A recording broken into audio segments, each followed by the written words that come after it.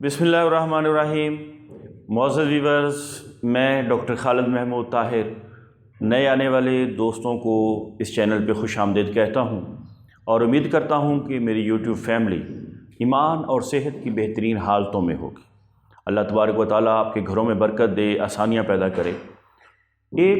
कुछ अर्सा पहले यूट्यूब पे कमेंट आया, हमारी एक बेटी गुजरात से, उन्होंने ये कमेंट किया कि सर कोई ऐसी वीडियो अपलोड करें जिससे एक उस्ताद जब प्रेजेंटेशन के लिए जाए किसी भी कॉलेज के अंदर, किसी भी स्कूल के अंदर, किसी भी इदारे के अंदर, तो वो किस अंदाज़ के साथ अपनी डेमो तैयार करे या वो कौन कौन सी खूबियां हैं जो एक अच्छे उस्ताद के अंदर मौजूद होनी चाहिए। तो उनके कहने के ऊपर उस कमेंट के जवाब में ये वीडियो बनाई जा रही है। और आप भी अगर एजुकेशन के मुताल्लिक़ कोई भी सवाल आपके जहन में हो तो कमेंट बॉक्स में ज़रूर बयान कीजिएगा, ताकि मुनासिब वक्त पर आपके कमेंट के हवाले से भी वीडियो बनाई जा सके। तो बात शुरू करते हैं कि व्हाट इज़ अ टीचर, उस्ताद कौन होता है और एक अच्छे उस्ताद के अंदर कौन कौन सी खूबियाँ होनी चाहिए। तो सबसे पहले तो ये बात याद रखें कि कायनात के सबसे बड़े लीडर ने बड़ी खूबसूरत बात कही कि आना बोइस्तो मुअल्लिमुन, मुझे उस्ताद बनाकर भेजा गया है। एक बात। दूसरी बात ये याद रखें कि every person can teach but not become a teacher. हर पढ़ा लिखा शख्स जो अल्फाज और जुमलों के इल्म से शनावर है वो पढ़ा सकता है, but not become a teacher, मगर वो एक उस्ताद नहीं बन सकता। क्यों? इसलिए कि उस्ताद के अंदर कुछ खूबियाँ होती हैं, कुछ खसाइल होती हैं, खसलतें होती हैं, जिसकी बुनियाद पर वो मुअल्लिम कहलवाने का हकदार होता है। और आप ये सुनकर भी हैरान हो जाएंगे कि फ़ॉरेन के अंदर, मैंने अक्सर मुमालिक में देखा है, फ़ॉरेन के अंदर ऐसा होता है कि एक शख्स अगर पढ़ाने के लिए आए तो उसका उसी अंदाज़ के साथ एक टेस्ट होता है, उसकी क्वालिटीज़ को इवेल्युएट किया जाता है और उससे तदरीस का लाइसेंस जारी होता है, और लाइसेंस जारी होने के बाद वो पढ़ाने के काबिल होता है। वो कौन कौन सी क्वालिटीज़ हैं, वो कौन कौन सी खूबियाँ हैं जिसकी बुनियाद पर और जिनको जांच कर लाइसेंस जारी किया जाता है। पहली चीज़ सब्जेक्ट ग्रिप, मज़मून के ऊपर कितनी महारत है। अब यहाँ भी दो चीज़ें हैं। महारत से मुराद कौन सी महारत है? एक महारत वो है जब हमने MA, MSc, MPhil या PhD की, उस दौर के तकाज़े और थे, उस दौर के हालात व वाक़यात और थे, और उस दौर की खूबियाँ और थीं, खसाइल और थे, इल्म और था, बच्चा और था, तालिब इल्म और था। मगर आज दौर जदीद में तकाज़े बदल चुके हैं, हालात व वाक़यात तब्दील हो चुके हैं। आज हमने ये देखना है कि सब्जेक्ट ग्रिप का ये मतलब है कि अपने अपने मज़मून के अंदर, वो उस्ताद किसी भी सब्जेक्ट का हो, किसी भी मज़मून का हो, वो अपने अपने लिहाज से देखेगा कि मौजूदा दौर में मेरे मज़मून के हवाले से कौन कौन सी पेशरफ्त हुई है, कौन कौन सी तालीमी सेमिनार्स हुए हैं, कौन कौन सी कॉन्फ्रेंसेस हुई हैं, और क्या क्या तब्दीलियाँ और क्या क्या तरक्कियाँ मेरे मज़मून के अंदर हो चुकी हैं। अगर वो इन चीज़ों से जानकारी रखेगा तो फिर हम कहेंगे कि इस शख्स की सब्जेक्ट के ऊपर ग्रिप है, और ये पहली खूबी है लाइसेंस जारी होने की। दूसरी चीज़ कम्युनिकेशन स्किल। याद रखें, हर पढ़ा लिखा शख्स अपनी बात को, अपने माफी ज़मीर को दूसरों के आगे बयान नहीं कर सकता। तावक्ते کہ اس کے اندر کمیونیکیشن سکل نہ ہو۔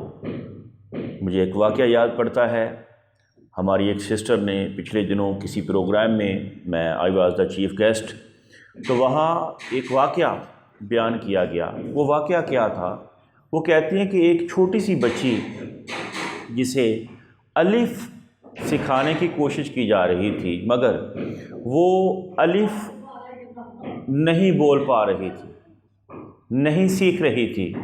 اس کی وجہ کیا تھی؟ کہ اس کی زبان کے اوپر نہیں آ رہا تھا کہ الف کیسے بولنا ہے۔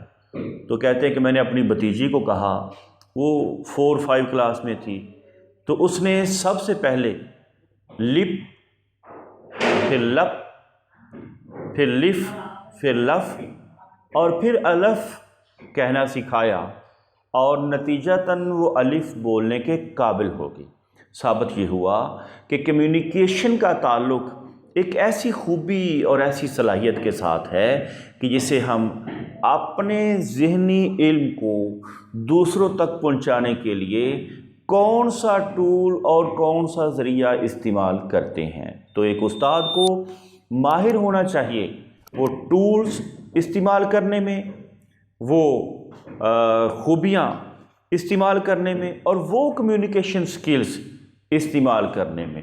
تو یہ دوسری خوبی رہی۔ تیسری خوبی، سوشل جینیس، وہ معاشرتی حوالے سے ملنسار ہونا چاہیے، اور ایک استاد کے لیے یہ انتہائی ضروری ہے کہ وہ اپنے طالب علموں کے خاندانی حالات کے بارے میں، معاشی صورتحال کے بارے میں اور ان کے سوشل بیک گراؤنڈ کے بارے میں جانتا ہو، تاکہ وہ اس کے مطابق ان کو ٹریٹ کر سکے، ان کے ساتھ برتاؤ کر سکے۔